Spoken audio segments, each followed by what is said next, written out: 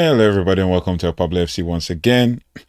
We shall be doing the match review for, all the matches in the Champions League that happened just a few minutes, about 30 minutes or about an hour ago, about 30 minutes ago. So we're going to be reviewing all the matches. It's been interesting. Which brings me to ask my regular question. Well, what do we have here? So basically, Qarabağ played FC Copenhagen, and Qarabağ in the early game, Qarabağ beat FC Copenhagen 2-0. Qarabağ secured a comfortable 2-0 home victory, continuing their strong recent form, which includes previous away wins at Benfica. Now the Azerbaijani champion, clinically finishing their chances and proving the difference, with Copenhagen failing to capitalize on their opportunities. Key moments was when Qarabağ struck early in the 28th minute, a goal scored by Abdellah Zoubir put Copenhagen to the sword, basically. Put Copenhagen to the sword, and kept them on the back foot. Zoubir earned the Man of the Match award for his decisive contribution.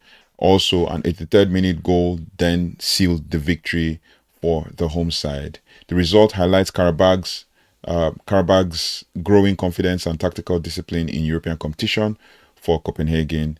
This defeat also marks a challenging period, and they will also need to be more effective in front of goal to turn their fortunes around in the Champions League. Over to Union SG against Newcastle. That ended 4-0 to Newcastle away. Newcastle delivered a resounding 4-0 away win to get their Champions League and campaign back on track after the opening day defeat to Barcelona. The result was Newcastle's biggest ever Champions League victory. 17-minute. The key moment in the game was 17-minute goal by new signing Nick Woltemade, who opened the scoring for Newcastle by deflecting a Sandro Tonali shot past the goalkeeper. It is his third game with a goal. And then for the third minute, Anthony Gordon converted his first penalty after Anthony Elanga was fouled in the box. And the 63rd minute, Anthony Gordon also scored his second penalty after a VAR review identified a handball in the area. And then the 80th minute, substitute Harvey Barnes completed the scoring by finishing a blistering counter attack. And then to further kind of analyze that game, it will be a crucial response for Eddie Howe's side following their tough start to the season and the departure of Alexander Isak. And it just seems to me that Nick Woltemade is delivering, and also Anthony Gordon was the star, stepping up to lead the attack. Then the big one, this is the big one, Monaco 2, Manchester City 2. The match was a back and forth thriller that saw Manchester City drop 2 points in the late 2-2 draw. City dominated large parts of the game. If you look at the stats of that game, you see that City dominated with about 76% ball possession, but failed to convert their chances, allowing Monaco to stay in the contest and snatch a point. Erling Haaland, the Norwegian striker, scored both City goals, continuing his formidable Champions League form, but a late equalizer managed to level the score in the final moments of the game, denying City a victory that they seemed destined for. Now, for City, it was a frustrating result that felt like 2 points dropped. For Monaco, it was a gritty performance that showed resilience as they managed to stay in the game despite being outplayed for stretches. If we look at the table, Monaco are number 30th, while City are number 8th. And Monaco has 1 loss and 1 draw. City has 1 win and 1 draw. If we look at the stats for that game, you will see Man City dominated 71% to 29 for Monaco, an XG of 1.34. 1.37 to Monaco's 1.44. Total shots for City 18. Total shots for City 18. Total shots for Monaco 8. Shots on target 6 for City, 3 for Monaco, and then big chances 3 for Monaco and 2 for City. But then obviously, if you look at it, the goal, the equalizing goal was scored by Eric Dyer, former Tottenham Hotspur. Teze scored the first goal for City 3 minutes after Haaland scored, and then Haaland scored at the end of the first half, and then Dyer came and scored in 90th minute pen to kind of bring the game to a close. So where does that leave Manchester City? Do they continue their form again, or start from scratch, or start from the beginning where they were in before? Then also let's talk about Borussia Dortmund versus Athletic Club. That ended 4-1 to Borussia Dortmund. Dortmund delivered a resounding 4-1 home victory over Athletic Bilbao, showcasing an impressive offensive display. It came from strong performances from the attacker Sekou Guirassy, who was fit and returned to the lineup, though specific goal scorers were not. Well, I mean, for the specific goal scorers for that game, you could, just give me a quick sec. Now, for specific goal scorers for that game, so Svensson scored in the 28th minute, and then Kani Chukwemeka scored in the 50th minute, and then Sekou, while Guruzeta came and made it 2-1, and then Guirassy came 82nd minute, then Julian Brandt scored at the 90th minute, 90+1. So it was a good game.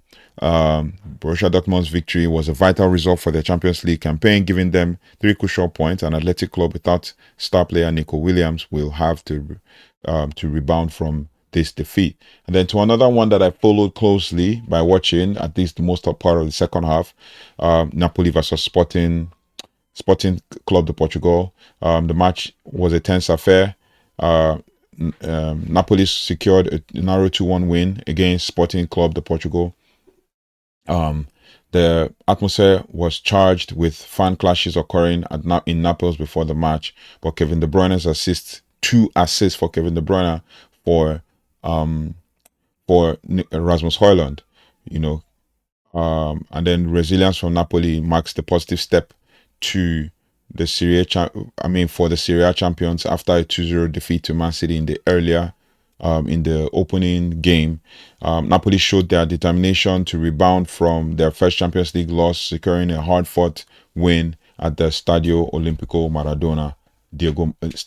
Diego Maradona. So it was a good game. I mean, Rasmus Haaland scored. He was fighting hard. He was chasing the same way he used to chase at Man United. He was pretty much doing the same thing.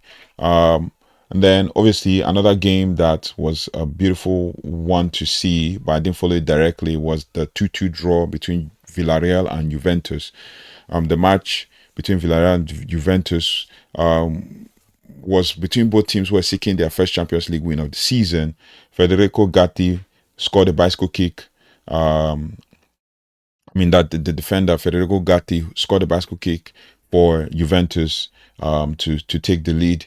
And then obviously, if you look at the full game review, Gatti scored. Federico Gatti scored the bicycle kick to equalize the first half goal by Mikal Tadze. Mikal Tadze used to play for Bodo Glimt. I remember him.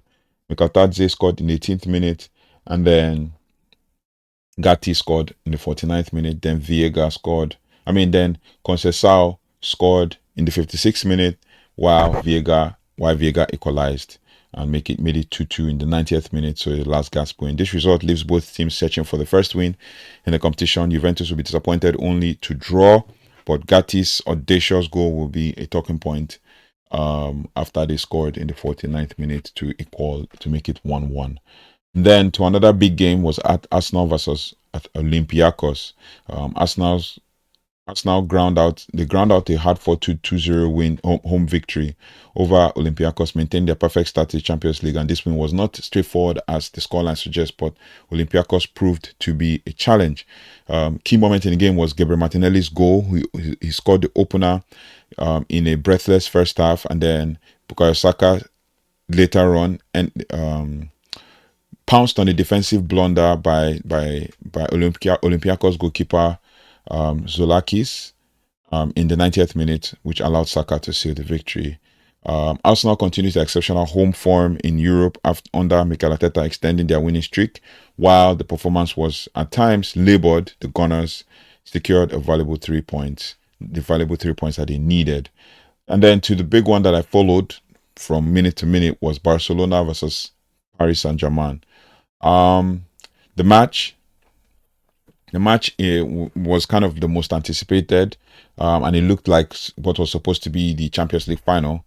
PSG defeated Barcelona 2-1. That game ended in 2-1 away for PSG in that captivating encounter. I mean, the defeat was a setback for Barcelona, who had started their campaign with a win over Newcastle. 2 great goals from Marcus Rashford. Marcus Rashford created a beautiful assist for Varane, who scored the first one. Ferran Torres who scored the first goal, and then that was in the 19th minute, and then PSG fought their way back, and obviously Mayulu scored the 38th minute goal from a beautiful assist from Nuno Mendes, and then obviously in the 90th minute, Ramos, PSG's late winner, was scored by Gonzalo Ramos. A late decisive goal talking about that game, Barcelona were playing a very high line, and it was pretty obvious that they wanted to play the Hansi Flick style, but obviously they didn't keep the high line very well. And that beautiful pass from Achraf Hakimi created, a chance for Gonzalo Ramos to score. Now, that late goal gave the defending champions a hard-earned victory over a strong Barcelona side. The match demonstrated the quality of both sides and proved to be the dramatic encounter between two teams, especially because they are the tournament favorites. And the game, another interesting thing about the game was it was full of 18 and 19-year-olds. Like, the oldest player in the PSG team was 27 years, and that's the Hernandez on the right left-hand side, who came on to replace who was that player? He replaced Bailly. Yeah, he replaced Bailly. And when he replaced Bailly, he just kind of locked out, what's his name? Yeah, he replaced Bailly and locked out Lamine Yamal. Literally locked out, Ibrahim Baye in the 65th minute. Lucas Hernandez locked out Lamine Yamal, and then that was it. And then they were able to counter-attack with Achraf Hakimi creating the chance for Gonzalo Ramos. And then the last game on our list is the Bayer Leverkusen versus PSV. I was following this game because of the replacement. We brought you a video about Erik ten Hag at Bayer Leverkusen. I wanted to see if there was going to be any improvement in the team after they sacked Erik ten Hag, and at the end there was not per se any improvement. They played out a 1-1 draw at Bayer Leverkusen's home. Both teams came to the match needing a better result after the disappointing start to their campaigns. There was a late equalizer managed by PSG as they brought the game level and rescuing a point on the road. Now the PSV rebound. The Dutch side bounced back from a surprising 3-1 opening defeat to Union Saint-Gilloise that were beaten by Newcastle today. So this is a valuable point for PSV on the road, while Leverkusen will be disappointed to have dropped points again at home, particularly after PSV's poor start. So what do you guys think about the games? What do you guys think about how each team performed, particularly for Barcelona, coming off the back of 5 consecutive wins to now lose to PSG, who are coming off the back of a defeat to Olympique Marseille and a win against AJ Auxerre. So what do you guys think? Let me know your thoughts and feelings in the comment section. It was a beautiful game to behold in the Champions League, and we can all say we have enjoyed watching the Champions League this season, especially the opening day. So let me know your thoughts and feelings in the comment section. We'll continue to do match previews and reviews. If you haven't already, please do like, share, subscribe, and hit the notification bell so you don't have to miss anything as it relates to all things football. We're going to be bringing you Champions League, Premier League, Spanish La Liga reviews and previews. And tomorrow, we're going to get the match preview for the games over the weekend. So I'll see you on the next one. Thank you so much for watching. Thank you so much for liking, sharing, and subscribing. Don't forget to leave your comments in the comment section. I'll see you on the next one. Take care, goodbye, and God bless.